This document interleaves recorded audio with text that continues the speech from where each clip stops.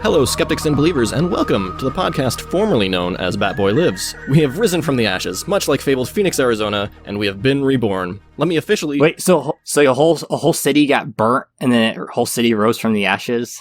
Yeah, that's how it goes. That's actually going to be kind of cool.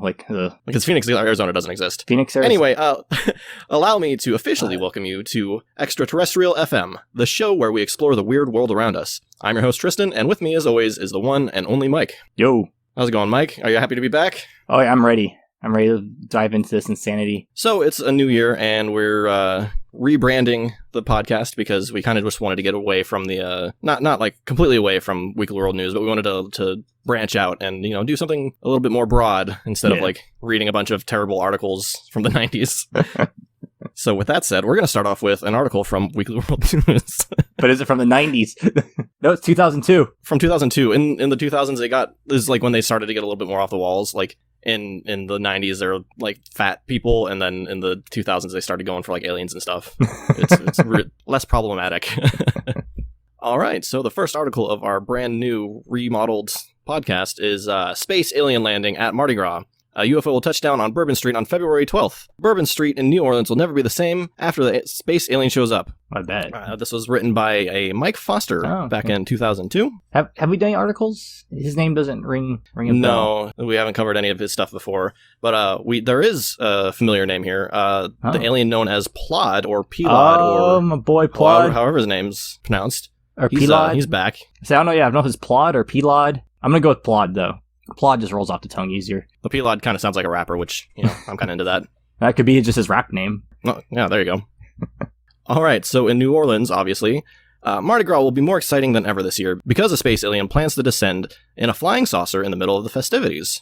I'm going to land my UFO on Bourbon Street on Fat Tuesday, the mysterious being, known as Plod or Pelod, or however you want to say it, reportedly told a U.S. senator, mankind is finally ready to know that we are here. The astonishing announcement comes from UFO investigator Barry Neckles, which is a very unfortunate name. Right off the bat, I'm going to say this. I checked his name. Okay. Barry Neckles does not exist. I'll get more into it later, but I'll just say that right now. Oh, I can't wait. But go ahead. Barry Neckles claims he got the news straight from the unnamed senator's mouth. Who do you think the senator was? I don't know. I feel like Ted Cruz. Like this feels like a Ted Cruz thing, right? Could have been like Hillary Clinton or was she? No, I don't think she was a senator back then. Was she? I don't know. I don't know my history. Yeah, neither do I. I don't know anything about things. My source is unimpeachable. She has had the most intimate contact with Plod, and if anyone knows the alien is planning, she does. Oh no, it must be Hillary because earlier in an article they go on to talk about how Plod has an affair with Hillary Clinton. Yeah, exactly. Not using her name because I don't want to get, Clinton. Sorry to Senator Ted Cruz. I did not mean to imply that you were having an affair with aliens. This will be a monumental step forward in human history, the dawn of a new age. Neckles' announcement has brought UFO enthusiasts flocking to New Orleans. Officials predict this will be the most crowded Mardi Gras ever, with the streets jam-packed with thousands eager to have a close encounter with the strange visitor. I don't know, man. Thousands? You figure it'd be millions of people just flocking to... Well, they can't fit that many people. I mean... Well, how many people can you fit in a Mardi Gras? Like how? I've never been. What's the size of a container of a Mardi Gras, which you can say, whoa, this is too big to be a Mardi Gras anymore? For our listeners, if you've been to Mardi Gras, tell us how many people they can fit there. Do they have to start a whole new Mardi Gras? Or do they have to get a permit to increase the size of the already existing Mardi Gras? I don't go outside, so... Neither do I, but... I'm going to be the first one to string Mardi Gras beads around Plod's neck, vows a pretty 22-year-old Tulane College co-ed named Lisa. Hey. I want to show him just how friendly us Earth girls can be. Hey. So he's going to get a lot of action, or did get a lot of action 20 years ago. Holy crap, this was from 20 years ago, dude. Yeah, I know. Oh, crap. Okay, I'm not thinking about that. The benevolent E.T. hails from a planet that has been working behind the scenes to help mankind, and he has played a significant role in U.S. politics, Neckles says. This is the same alien who endorsed Bill Clinton for president in 1992, then backed George Bush in 2000, delivering the handful of votes in Florida he needed to win.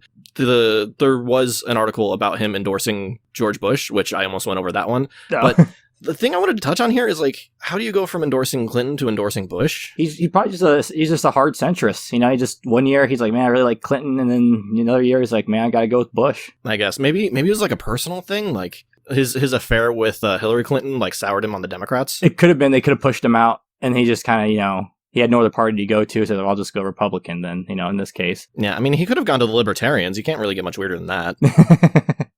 I mean, it could be all just for money, or maybe he's just going wherever party likes the party more, and he maybe doesn't understand what a political party means. Maybe. I mean, I'm pretty sure George Bush did coke, right? That's a party. Yeah, so was Clinton. Clinton supposedly did a lot of crazy stuff too. So Al Gore was running in 2000, and Al Gore didn't party. He just picked the president that likes a party. There we go. He's doing the Mardi Gras. That's a pretty good way to pick your president, actually. Actually, it is a pretty good one. I don't vote, but I think I'm going to start voting, and that's how I'm going to pick it. Yeah, for who's more likely to do coke. Well, I can't cast my vote for both guys, so. Politics makes for strange bedfellows. Last September, ex-President Clinton allegedly caught the alien cuddling his senator wife, Hillary, in a New York hotel room. There we go. Nichols says the alien decided that it was time to welcome humanity into the intergalactic community after witnessing America's response to the heinous September 11 attacks. Plodd's people fully expected us to nuke Afghanistan, and they're impressed by our restraint, says Nichols. They decided that the human race was finally mature enough to be entrusted with all their knowledge. Okay, so 20 years in retrospect, I don't think we had restraint. Yeah, I was about to say, it was funny, it's like, you humans didn't blow up another group of humans. We like you. Right, but we've literally been at war for the last 20 years. I don't think this is like... Maybe they're aliens. They could just be general racist. They're all kind of the same, they're all kind of all right, whatever. Yeah, and stuff. That's a subject I don't want to touch. I don't want to get canceled or anything. This is our first episode back, but I think every time it's our first episode back. But we're just going to get canceled again. That's why we took such a break, because we got canceled. We got canceled. I constantly called a Yeti a Bigfoot, and it was just this big whole ordeal. We had to go on Joe Rogan to talk about being canceled. 6 month apology tour. I had to do the whole thing, hold the microphone shoved in my face, and talk about sensitivity and whatever. The ETs plan to introduce a vast array of society-transforming technology to Earth. We're going to have better gadgets than ever before, including 3D TV, says Nichols, which is actually, okay, that's kind of cool, because in 2000, we didn't have 3D TV, but 10 years later, that was a thing for a month. It sucked, but yeah, it existed though, so... Yeah, so we can thank Plodd for that. But Plodd's spectacular arrival won't be all serious.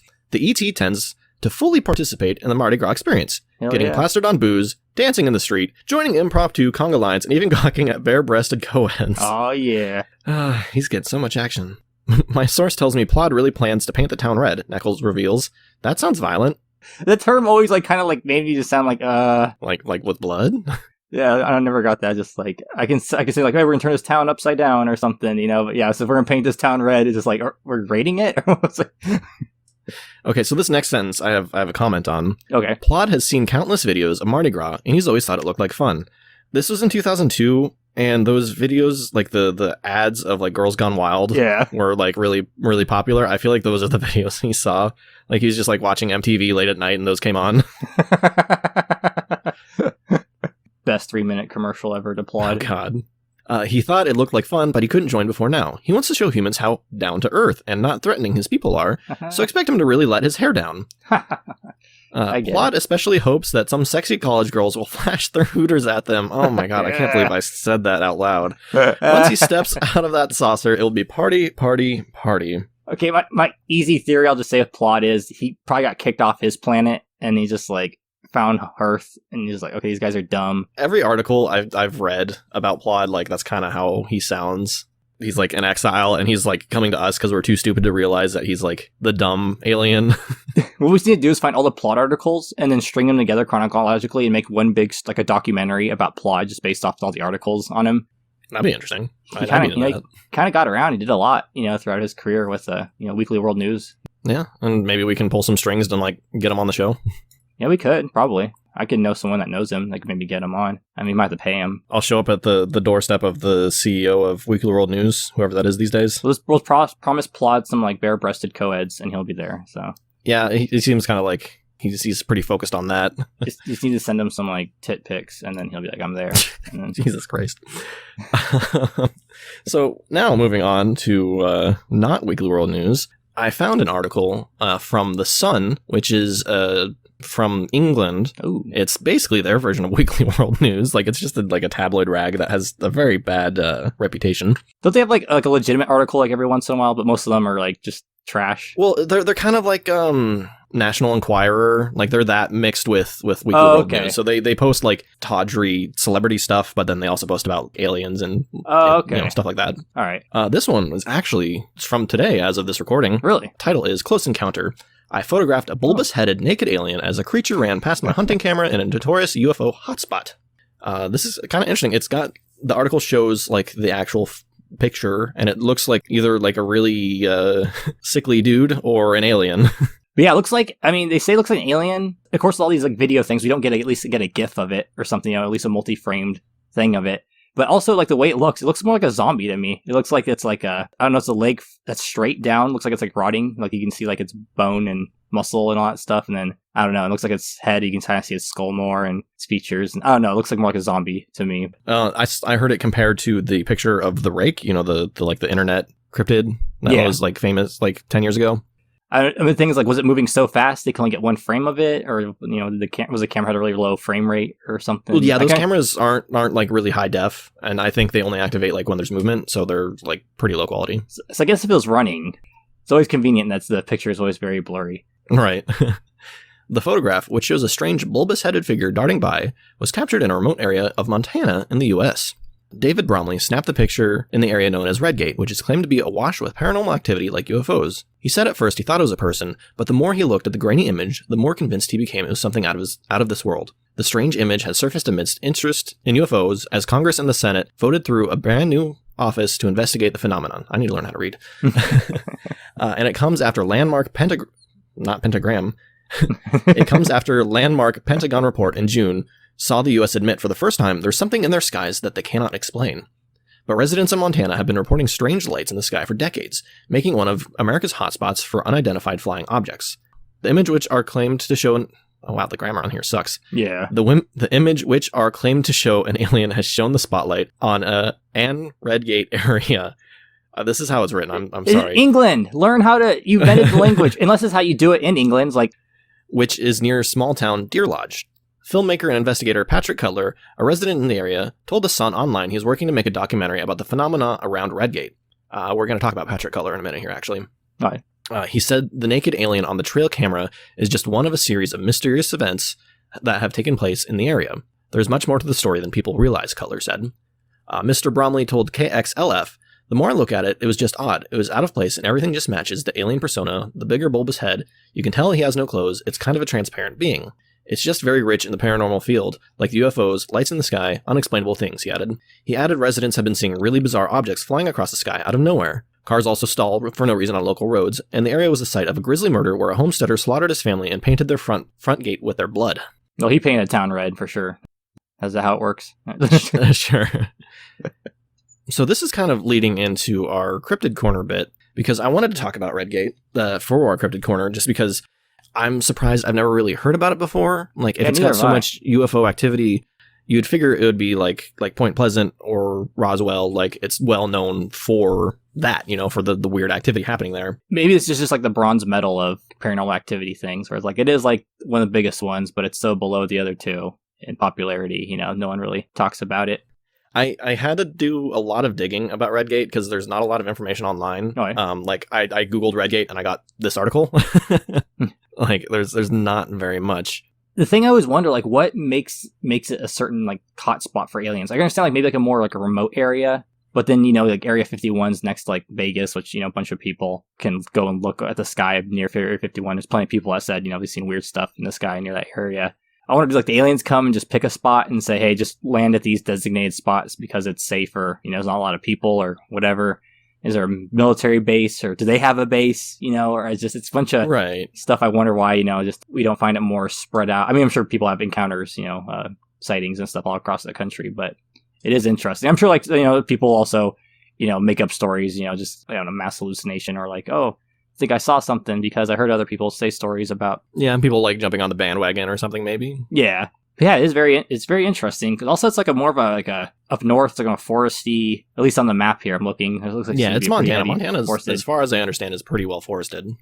And then the other places are like Roswell and Area 51 near like Vegas or wherever. It's it's more of a desert. Yeah. Again, where I think it's probably more desolate, especially like Roswell's like like over 50 years ago or something. Right. But then you get like really weird stuff like the car shutting off. Because that's like more just crazy events instead of sightings. It's like actual like tangible stuff happening there. Because I always wonder with stuff like that, is it just like some weird like magnetic thing, or some like minor like Bermuda Triangle effect? Things just go squirrely, especially electronics in that area. Maybe big giant magnetic rock underneath that area, or something that somehow affects things. So the only like really good article, and even that's not really good, comes from 2005, and it's about a documentary that was made back in 2005, or 2004, I guess. Yeah. It's about a docudrama made by a person named Linda Cohen. Okay. She made this documentary because of her brother's own UFO experiences as a kid.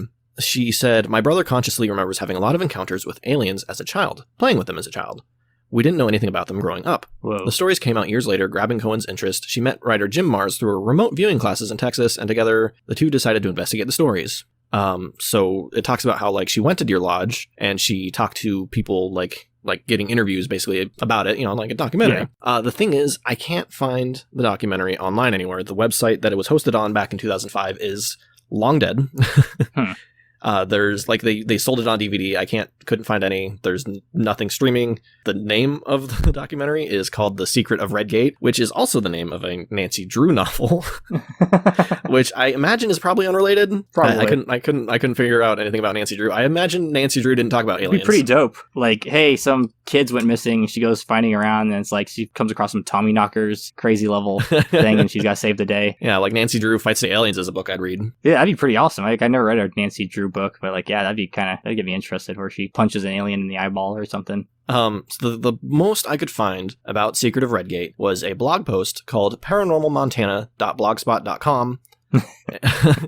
It's super reputable, right? Oh yeah. Only the best sources here. It comes from 2009, so just a few years after. It doesn't necessarily transcribe the documentary, but it describes it, Yeah. So it talks about some of the stories include crop circle type marks reported by a retired banker, which, that feels like, why would a banker be lying about aliens, Yeah. It talks about horse mutilations, similar to more familiar cattle mutilations, strange lights, sounds, power outages. Gene G. Hughes, owner of DL Auto Supply, told how his aunt and uncle in the 70s watched a huge, brightly lit, football-shaped object land in a meadow near their mountain home. Hughes' wife, Elaine, explains how a giant UFO landed in the road just ahead of a friend. People have seen comets stop still in the night sky, UFOs that would chase cars, they'd just be driving along in Redgate and UFOs would just pursue the car. Okay, I think this is like a prank grounds for the aliens, where it's like, all right, you just go here and mess with people. Just fucking with people, basically. It's like when you hear a lot of people in the South get abducted by aliens, it's always one lone farmer and his cows get mutilated. It's like, oh yeah, who's going to believe this one lone crazy guy? The aliens, I'm sure, thinking is how they just get away with it. Another thing to note about Deer Lodge, which is right next to Redgate, is they have an old haunted prison. Oh. So that's so this whole thing weird. could just be angry prison ghosts the whole time. Yeah, and they're just fucking with you by making UFOs. Is that how that works? I guess they could be flying around the sky, all Super Saiyan brighted out. It's I don't know. There's probably some kind of ghost out there that's really bright or whatever. Okay, so we talked about a guy named Patrick Cutler in the previous article, in the Sun article. And so I found more about Patrick Cutler. I found some TikTok videos. Oh, okay. Where the Sun article says he was making a documentary. That's not true. He's making a movie. He's making a movie called Redgate. I was digging through his TikTok, and I don't know if I want to put this on the podcast, but I was very troubled by what I found on his TikTok. So besides the TikToks talking about his movie, talking about the trailer that he was releasing soon, which by the way you can find on YouTube, but I also found videos talking about Bible verses. All right. There was a video that seemed to be anti-vax in nature. Nice. And the worst of all was he had a video where he claims to be a serial killer. Oh, okay. That's fantastic. In another life, or he didn't make it clear. It was just a video of answering serial killer questions or about being a serial killer or something, Well, did you do a documentary on serial killers beforehand? So this guy, he is a filmmaker. He's made several movies, apparently. I don't think any of them have been about being a serial killer. Okay. I'm not sure. I didn't look through his filmography. I'm just playing devil's advocate, but the only other movie besides Redgate I found that he did was a Jesus Christ Superstar movie. Oh, yeah. And I found the trailer. It's nice. I'll have to send it to you because it is a Blair Witch Project clone. I actually want to read how it opens up. The thing opens up with a black screen with white text. It says, in September of 2021, while exploring alien sightings, 4 people disappeared in the mountains outside of Deer Lodge, Montana, in an area known as Redgate. This is a true story with real, actual footage. He's I'm sorry, but that's copying, that's directly ripping off Blair Witch, and it looks like Like he's basically doing Blair Witch, but with aliens instead of a witch. It's not a ripoff. It's a whole new idea. Aliens. Yeah, I mean, you can copy everything else about a movie without it, change one thing and without it being like a direct copy, right? Oh yeah, definitely. So it's definitely a movie I want to get my hands on, just because I'm curious. Like this guy, at the very least, he is very passionate about what he's doing. He's very passionate about making films. He's very passionate about Redgate. Honestly, he's the closest I can find to like an expert on Redgate right now. Like I can't find anything about the history of Redgate. I can't find anything. So he's kind of like the go-to guy for it, Yeah, it'd be interesting, like, when the sightings, like the biggest group of sightings started happening, usually people had sightings a lot, like, things like the 60s or something, 50s or 60s, when, like, sightings just started really popping up and all that. Like, people saying, I've seen squirrely lights in the sky, and claiming to see other things. But, and it's interesting that so many of those experiences happen in, like between the 40s and the 60s, Roswell and the Mothman sightings and various alien sightings happening around that time period, like, in those, like, 20 years. It's fairly interesting. I could always say it's because of cameras, maybe. Like, camera technology got really good, and they're like, okay, we can't just be blatantly landing here, because anyone could just now today pull a camera out of their pocket. And I mean, you still get some pretty crazy UFO videos today. Yeah, because wasn't last year there was like a release of like actual military footage of a UFO? I think it was like us in Israel were saying like, there's like stuff we don't know what it is. I mean, it could easily just be their stuff, just like test, honestly, like my stuff. But my initial idea is like military experimental stuff, But that's usually my go-to thing, like I see a light, I'll suddenly, just go 90 degrees in the sky. It's like, it could maybe be some kind of hover technology. I mean, today now it could be a drone. Back in the day it could just be, just some weird, crazy technology we had. Or maybe it was a drone. We just had crazy drone technology back then. Yeah, it could have just been like only the military had it and they were like testing it out, And just flying these ginormous drones up in the air, and stuff. They could be still be gas powered or... So I was looking at the Paranormal Montana blogspot again, and there's one comment on it that I didn't realize was there. And I'm not going to read the whole thing because it's a very long comment, but it says, I'm a 17-year-old teenager living in Deer Lodge and can confirm there's aliens in here. And the last line, in all caps, says, this is not a joke. Heed my warning. Do not go in the hills of Deer Lodge Valley at night alone. So it's some pretty serious stuff. I kind of want to do a series one day where it's like we go to all these places they say like don't go to like at night or whatever. It'd be interesting. Let's see what if there is a reason, or like, okay, I can see why people say this place is haunted, or or maybe I did hear something out there or whatever. But right, I want to do like paranormal tourism. Like last year I went to Roswell, New Mexico, just to like check out the alien stuff there, and that was pretty fun. But I want to do more stuff like that. Like I want to go to Point Pleasant. I want to go to, there's a place in California, I want to say it's like Wicker Creek or something like that. It's like the Bigfoot town, like everything there is themed like Bigfoot, basically. Oh, okay. Like, I just want to do stuff like that, just for fun. That would be pretty cool. Well, is there anything else you wanted to note? I don't know, they have a picture of like the Tic Tac spaceship thing on the Sun article, but I don't know if that's just like a stock photo. Because it goes on to talk about like U.S. lawmakers commissioned the Pentagon UFO report after a stunning string of leaked videos that showed military encounters with objects such as the famous Tic Tac, which is, I think that's what we were talking about earlier. Yeah. But yeah, it's also interesting when like the government actually starts coming out and saying like, I mean, it could easily, like I said, this could just be like their military tech and they're just saying it's alien tech, so it just as like a cover. I'm sure all the other governments like, yeah, sure, doing the same thing, buddy. Right. But at the same time, why would you say that? It'd just be easier just to say, oh, this is like a new drone technology we have that, or just to like try and cover it up completely. Yeah, I don't know what you're talking about. No swamp gas. Right. Or you photoshopped it, So I'm hoping more comes out about Redgate, because if it really has this like 60-year-old history, I mean more than that, like they're talking about like generations of people 80 years ago now, like 90 now, because that was 15 years ago this article came out. It's probably just Bigfoot's landing here, just going there like in suits. That's like so the trail cam. Remember the article about Bigfoot where he fights aliens? Bigfoots don't like aliens. He has dude. Wait, I forgot in the article if they flew off or he destroyed the ship. But if he destroyed the ship, maybe he took it and fixed it, and then he can now fly around with his friends. That's a good theory. Bigfoots are aliens. I like that. And they just land in any forest they want to and just party down with Plod. Maybe that's why we don't see so many Bigfoots no more, because they're in UFOs now. They're just floating around in space, just laughing at us. Yeah, space Bigfoot. That's pretty cool. Oh, that'd be a cool movie, dude. Bigfoot in space. Well, we need to have Bigfoot 1 through 9 before we can do Bigfoot true. X. Good Bigfoot. Bigfoot goes to hell. It was like the last one, right, or something? Supposedly the last one. The last one was Jason X. It was Jason Goes to Hell was like the one before it. Yeti Goes to Hell. All right, well, I believe that is all we have for you today. Thank you for tuning in. And, Mike, you want to say bye? Oh, bye. I gotta go. I mean, I gotta go catch up with Plod. We got some Mardi Gras stuff to do. We gotta, buy some booze, buy some beads. Gotta gear up, Like 3 months from now, but, you gotta be ready. All right, everybody, thank you for tuning in. And remember, Bigfoot believes in you. He does? Yeah. Oh.